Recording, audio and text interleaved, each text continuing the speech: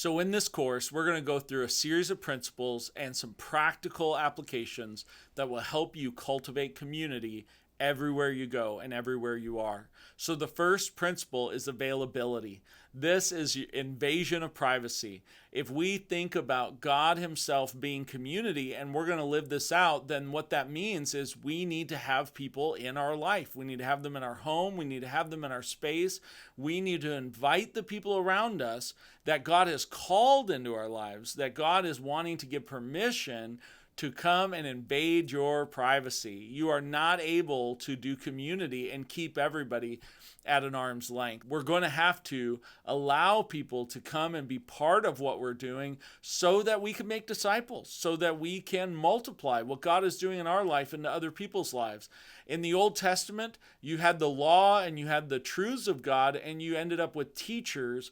But when you had God with us, He came and dwelt among us. He was available. It produced disciples. It built a family. And that's what we want to do everywhere we go. So when we think about how does my availability look this week in the people and the places I'm called to go, is just imagine, say, instead of just going to do whatever you want or go to just do something your own way, consider bringing somebody along, just somebody that God has put in your life.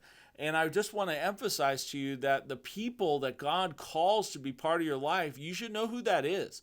Not just who's available, not just who you'd like to hang out with, but who are the friends that God has chosen to put in your life. And those are the ones that you want to pursue. You want to be actively investing in them. And like I said, bringing them along. So the practical application that I'd like you to think about this week is, number one, who are the people that God is wanting you to prioritize with your time? There may be people you're giving a ton of time to that God doesn't want to have all your time.